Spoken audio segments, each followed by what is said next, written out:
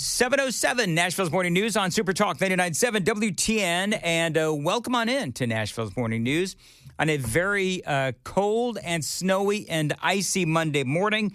Brian Wilson is joining us from Watertown. Brian, how are you, buddy? Oh, we're doing pretty well here. I'm looking out my window, and believe it or not, it's snowing here in Watertown. Not a lot, but a little snow, light flakes in the air. So it's like this storm just won't give up. All right. So first of all, I want to do. We've had some computer issues. I want to go to Joan real quick, and Joan, just give us the upshot on the weather real quick, and then Brian and I are going to take a couple of calls on the roadways. But go ahead, Joan. All right, so they're saying mostly sunny today. The high only near 18 degrees, so not much more than we have now. But the wind chill values down to -4.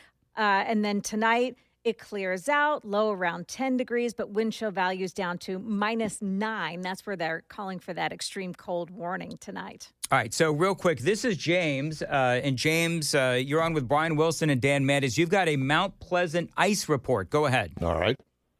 Yes, sir. The subdivision I'm in, which is very close to the airport, it's still slick. Well, James, be careful because there is a lot of black ice out there. And Brian, I know you know this. There's a lot of black ice out there. James, thank you for calling from Mount Pleasant.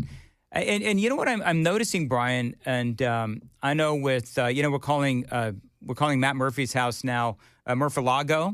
So I'm going to affectionately call your home Wilson-Lago. Yeah, okay. And it doesn't quite have the same ring to it, does it, Brian? But as you know, when you live in a neighborhood, it's tough to sometimes get out of the neighborhood. Like the the hardest part is getting out of your house and your neighborhood. Yeah. And once you get to a major road, well, hopefully, they've done a pretty good job of laying down some salt or some kind of anti-icing product so that you can get down the road. But it's your neighborhood. I was hit by the story of people who lost their power. And they said, well, if I could just make it over, it's about a 10-minute drive over to where I have some relatives and they have power, I'll be just fine. And they get ready to leave, and a tree falls down in their street, and they can't get out. Yeah. So, these things are real. Look, there was 300,000 people without electricity, and we still got, I'm looking at numbers this morning, 173,000 people who get their electricity from NES apparently still don't have power. Well, we've got the numbers that I'm showing, some 280,000 across the state. Across the state, yeah. In MTE, still has at least 8,000. We got very lucky here in Watertown in that somehow we got ice on the trees, but we were able to maintain power out here. Boy, the people in Nashville down toward Brentwood and into Franklin and south of there, they really got hit hard with ice, and the trees just couldn't hold up to it, and it was bad. And it's going to remain bad for a while. It's going to take them a while to work through all of these outages. There's low-hanging fruit, and they can get to that pretty quickly. Yep. But then they really have to start with rebuilding, the major transmission lines. Get those up running first, and then they start moving into neighborhoods as it's the way they have to do it. There's just no way about it. They can't start in the neighborhoods and work their way to the big lines. They got to start at the big lines and then work way down to the neighborhoods. And it just takes a while to do that. And, what normally happens in situations like this is, okay, if you have a problem, you can always count on other electric utilities to rush in and with some extra people. And that will happen, but not to the degree that I think it normally happens, because there's so many utilities that are having the same problem. They just can't afford to spare people. So it's going to take a while for, I think some probably will come up from Florida, et cetera, where they didn't have the ice. And it's just going to take a while for them to get here, get acclimated, get started. This is going to be a multi-day event, and people just need to understand that staying warm is going to be the major challenge for a lot of people. And when temperatures drop to, it's 6 degrees right now? Yeah, it's going to be like Joan was saying, -4. That's going to be the feels-like temperature. Yeah, that's a temperature that just chills the bone, and you've got to stay warm. And if you can't get electricity going in your place, you need to see if you can get out and get to a warming center or something like that, or find some way to stay warm. At my house, I went through elaborate preparations and had a plan.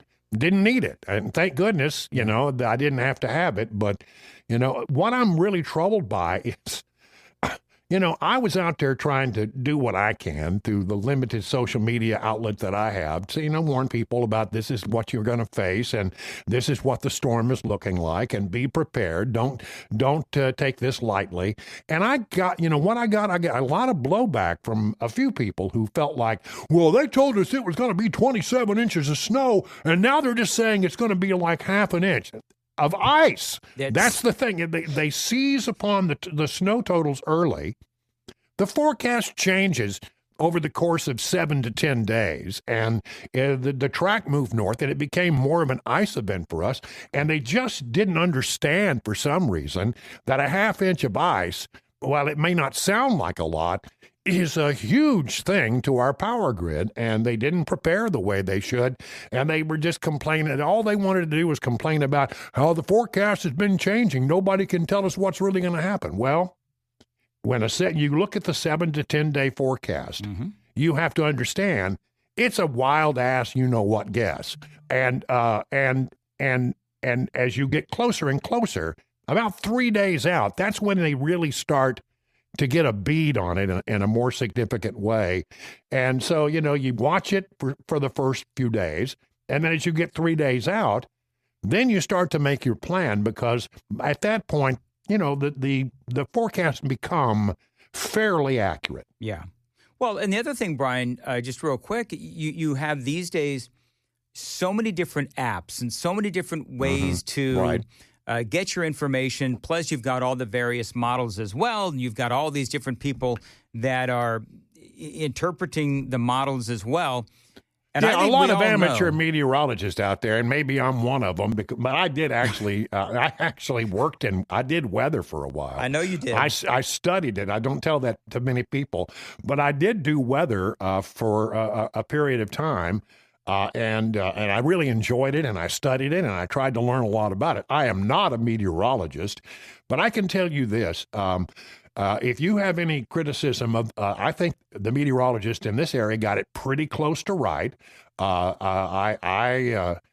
if you if you look at some of these people out there on the internet who are just, they don't know what they're talking about. You've got to look at pretty serious people who will give you good information and stay abreast of it as the forecast changes. It's sort of like the hurricane, They start out and they say, well, this could be really bad. And then as they get closer and closer and the models start to come in agreement, they come up with a more accurate forecast. And it's gotten a lot better over the years than it was. But I'm telling you, this is going to be a storm that we talk about for 20 years. You're right. More with Brian Wilson coming up next. It is 7:15. Going to get into some specific counties as far as power outages coming up, though. Time to check the roads on WTN. Nope. Take it down. It's not your fault, RJ. So, Brian, we're having that weird thing where the computers are not updating. So, and here's the deal, is our traffic reporter out where she is may very well not have power. So, RJ and Joan, for the rest of the day, Joan, if you don't mind, can you do the traffic so that, as much as we love Ken Weaver, that is literally a 72-hour-old traffic report. Joan, real quick, what is the traffic going on right now? All right, so we're looking at the closure on 24 eastbound between Springfield and New Hope Road. It is closed now on 24 eastbound. That TDOT reporting multiple vehicles off the road there. And then you've got the closure as well in Williamsport Pike, both directions at Leatherwood Road. Traffic every 10 minutes every morning on Super Talk 99.7 WTN. All right, very good. Thank you, Joan. So as far as Brian Wilson joins us from Watertown, still has his power. Murray County, they've got 4,275 outages. What county is Watertown in? Is that Wilson? We're in Wilson County, yeah. Wilson County, Brian, only has 330 outages. Yeah. Which is pretty impressive. We really got lucky. Yeah? Yeah, that's very true. Sumner County, 27,000. Davidson County, 156,000. Williamson County, 14,000. Hickman County, 3,260. And on it goes. We did have somebody from the Tennessee Electric Cooperative on, and they are working 24/7, 365 to try to get all of the power back on. I did notice this. This was actually interesting. I didn't realize this, but they say that Tennessee leads the United States in power outages. Right. According to a couple of different sources. I mean, now. it was almost the perfect storm for us in many ways. Perfect in not a good way. Right. This is from the Tennessean. Tennessee leads the U.S. in power outages from the winter storm.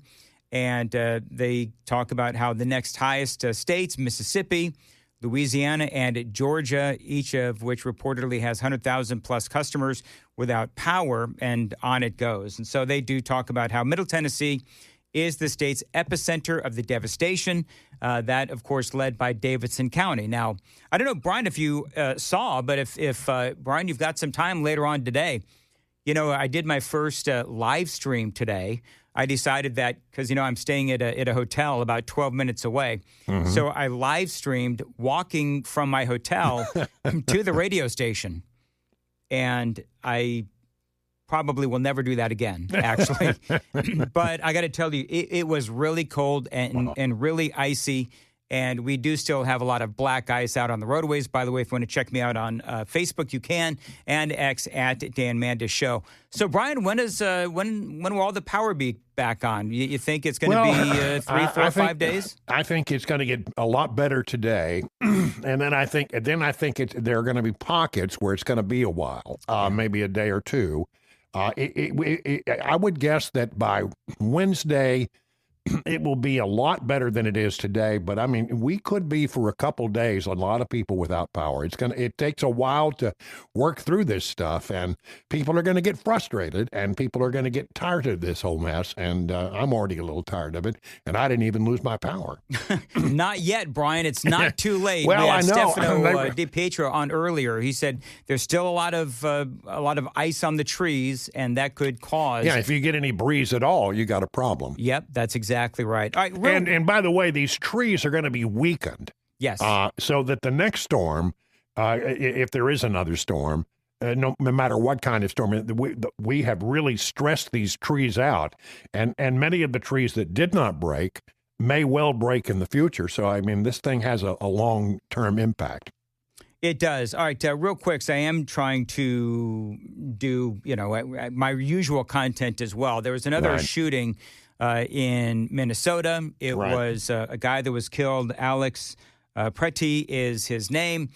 ICU nurse is what the media is going with. He was indeed an ICU nurse, but clearly he was also an activist as well. I know that you've seen all the videos. Right. I don't know. Give me your thoughts on it. I mean, what I said earlier, just so you know, I don't want to lead the witness, but what I said earlier is, you know what? He had a loaded gun. He was allowed to carry it. It was in his waistband. The cops pulled it out. Border Patrol pulled it out of his waistband, and the gun apparently may have accidentally gone off, and that started all of the shooting that ultimately led to his death. Brian, though, I can almost guarantee you, I will never be shot by Border Patrol or ICE or law enforcement, because I know not to get up in their grill and impede their investigations. Well, if you get stopped by a police officer for a traffic citation, I don't know, but I was always taught, keep your hands where they can see you. Don't do anything don't make any sudden moves, because, you have a police officer coming and he's going to be on edge. He doesn't know what he's walking into. Yep. And it's just good common sense not to do anything rash while you're having a conversation with an armed police officer, no matter what. Now, in this particular situation, it's chaotic. I mean, there's just no doubt about it. It's chaotic. People are tired. They're on edge. I can tell you that when there's pepper spray in the air, you're just a little discombobulated anyway, and it's just a chaotic situation. And you walk into that thing with a Sig Sauer and a couple of clips. Yep. Now, look, I'm a big believer in the Second Amendment, and you have the right, if you have a concealed carry permit and follow the letter of the law, you have a right in many states to carry a weapon. But that doesn't mean you should. Yeah. And if you're going to insert yourself into a situation while carrying a weapon, it seems to me you're just asking for trouble that, you don't need to be involved in. And so, look, I think it's tragic. I think it's sad. I think, this is not going to be protected. If the things that I'm reading, and a lot of people are writing about this, if the things I'm reading turn out to be accurate, this may not be a righteous shooting. I don't know. But, let the facts determine that as we go forward.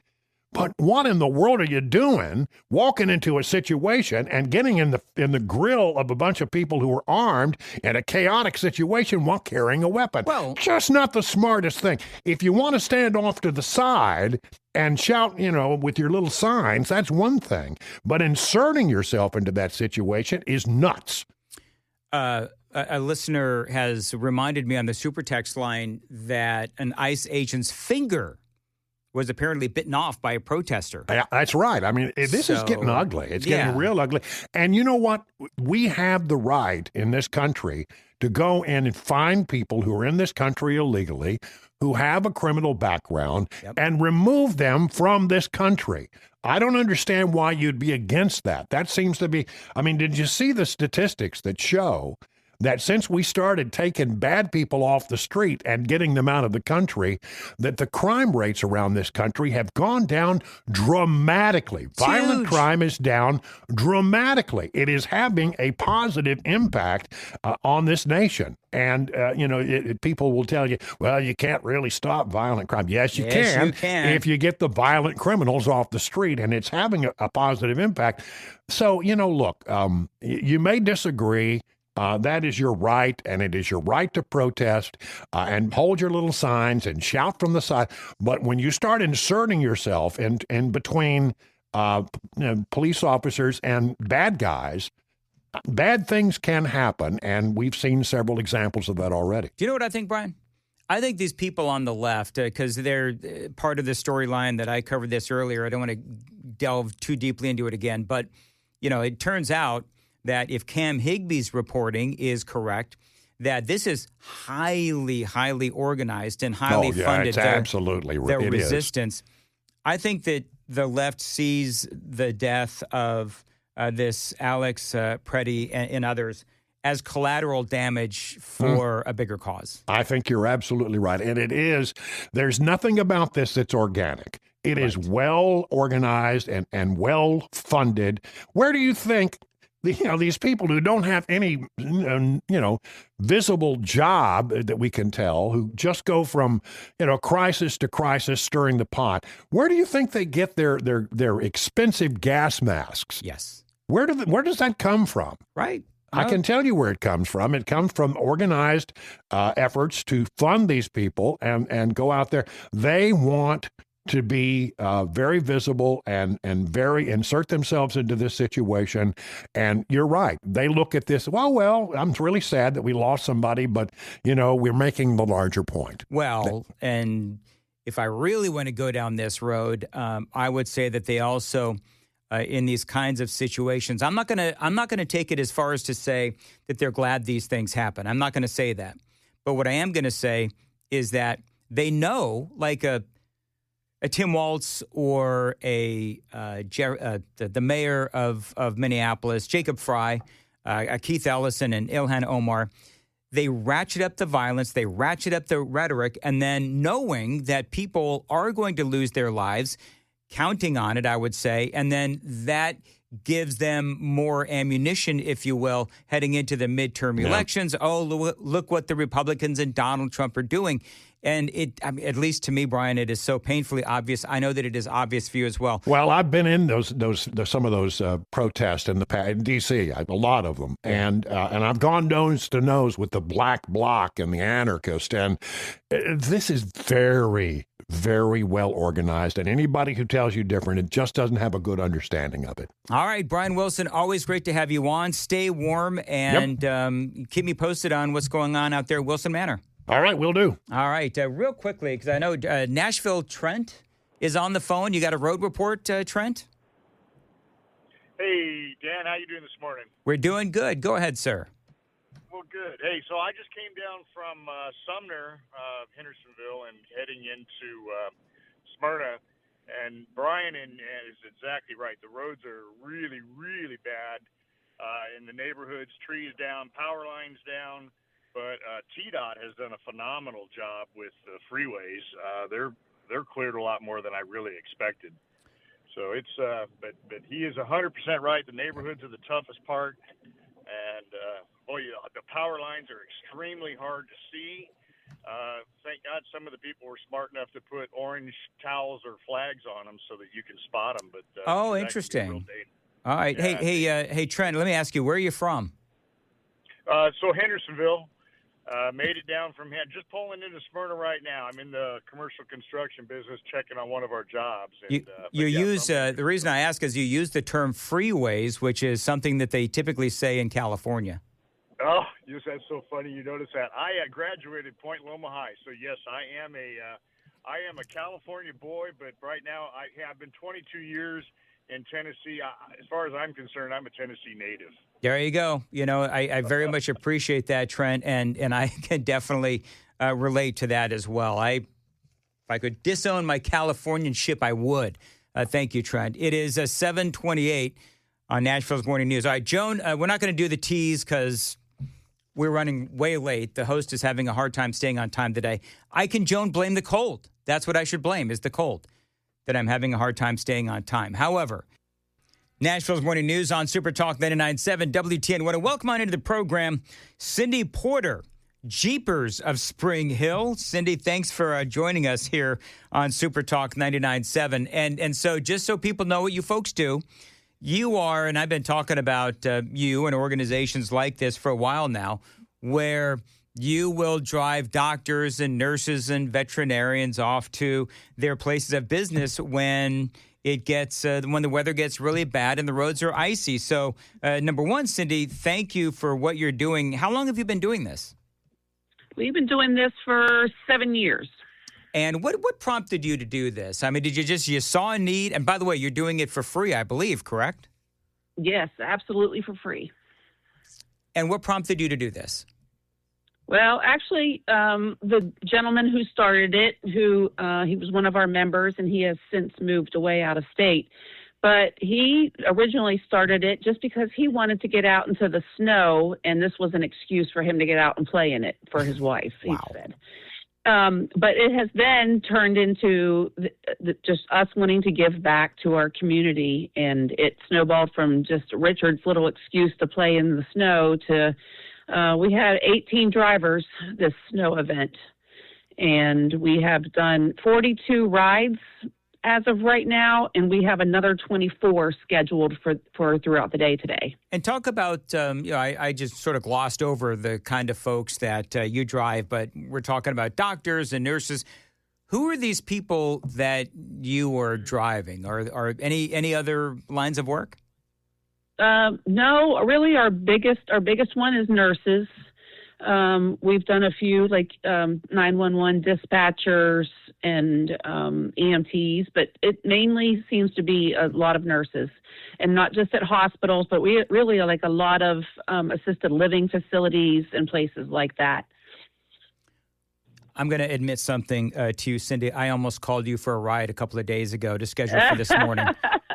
I ended up getting a hotel at here closer to work, but I am horrible driving in the snow. So I can personally tell you that I love what you do. And is it everybody's a Jeep owner? I was a long-time Jeep owner. I went through a couple of different Jeeps, as a matter of fact. So everybody that drives, they're Jeep owners? Well, typically, yes, but this year I had a Ford F-150 driver reach out to me, and I had I think it was a Toyota person, and I think another kind of car. They reached out, and they said, we don't own a Jeep, but we would love to help. And I said, well, we will definitely take the help. So this year, for the first time, we had a couple other different types of vehicles helping us.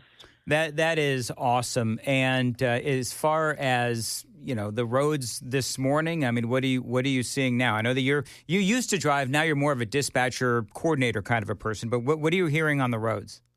Well, my husband just got back from doing a run. We live in Chapel Hill now, so he actually drove from Chapel Hill to Columbia, and then took somebody to Spring Hill. So he has been out on quite a few of the roads this morning, and they are all in pretty good shape. But would you recommend like people being able to drive themselves? From what I understand, the black ice is really bad in some parts, and obviously, once the neighborhoods are clear, then it'll be good to go. But I mean, it's impossible to get out of the neighborhoods. Yes, the neighborhoods are not in good condition, but the main roads, we were out late last night driving, and he was out this morning, and a lot of the roads are just totally, completely dry. All right, very good. If somebody wants a ride, it feels like, even though it's going to be really cold, especially tomorrow morning as well, but if somebody needs a ride, how do they get in touch with you? They text me at 615-969-9687. All right. Thank you again very much for what you're doing. Cindy Porter with Jeepers of Spring Hill, and maybe I'll talk to you next ice storm. All right. Thank you so much. All righty. It is 7:46, Nashville's Morning News on Super Talk 99.7 WTN. People are asking me because, Joan, we were talking about me broadcasting from home. Then I decided I was going to come in. Then a very nice guy named Rodney said that he was going to give me a ride. I had to come in early into the city, so I ended up driving myself. And it's been a long couple of days holed up at the hotel. And I think you're going to be there. You're going to continue to stay there, right? I'm going to be there through tomorrow. And then tomorrow, I don't know if I should take it as sort of offensive, but my wife said it's been pleasantly quiet around the house. Would you take that as an insult? Oh, no, Dan, don't take that. No, don't take that as an insult? Sure, no. Joan. Okay, very good. She was making observations. Is that what it is? Yeah.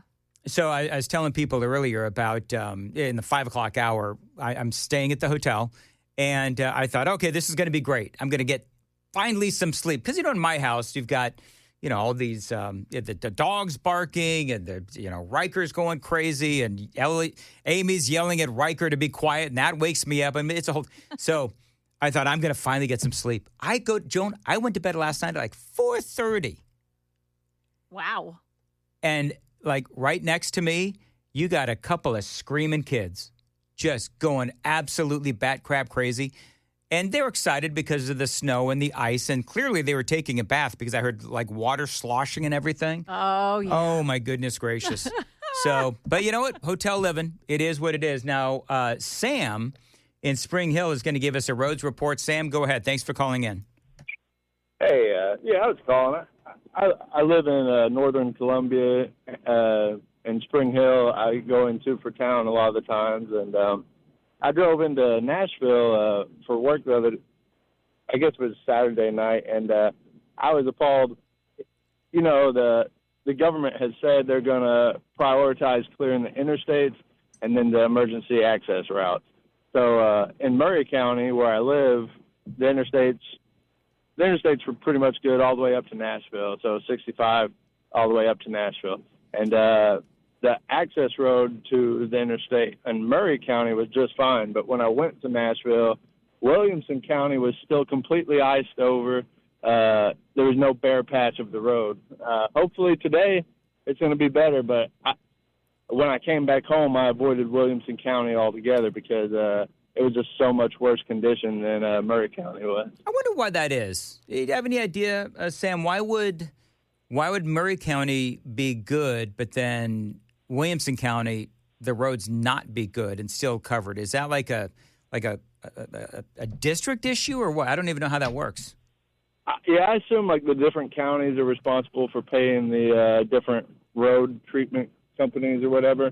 And even with that logic, you would think Williamson County, with all their money, would be way better roads. But that's not how it's panning out. And I'm telling anyone that'll listen, if you can, avoid that direction.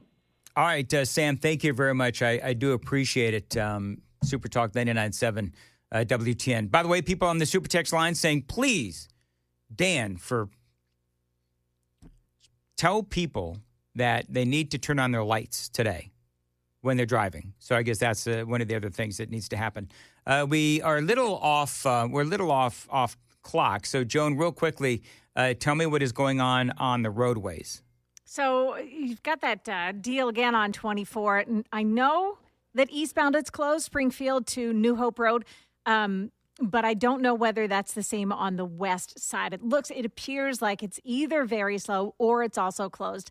There are no cameras in that area, and the traffic center isn't really clear about what's happening, but lots of vehicles off the road in that area. So that tells you that that's one of those places where there is ice on the roads. You've got an injury crash as well in Brentwood, 65 South at Old Hickory Boulevard. Traffic every 10 minutes every morning on Super Talk 99.7 WTN. All right, so our friend Pamela Furr, Joan, is texting me to defend Williamson County. Murray got a lot less ice than Franklin did and Williamson County, because Williamson County did get hammered. Yes. Williamson County got hammered bigly, so that might also be part of it. She also is predicting that there's going to be a lot of babies in 9 months around here. That Pamela Furr, she knows. Not in my house. And if, right, you took care of that already. I got you. Well, yeah, that too. I was going to say, if there's some explaining that needs to be done. Moving right along, totally kidding. Why do I make that awkward? Joan, why do I do that? You're very good at it, Dan. You're very, very good at it. Yeah. Yeah. It's your charming trait. It's really not. Okay, real quick, because I want to get back on track. So Murphy's show said that he would do a hit with me today at 8. Well, he told me he'd do a hit with me today. And so I sent him a text and said, can you do one at 8? And Joan, I have not heard back from the powers that be at Murphy-Lago.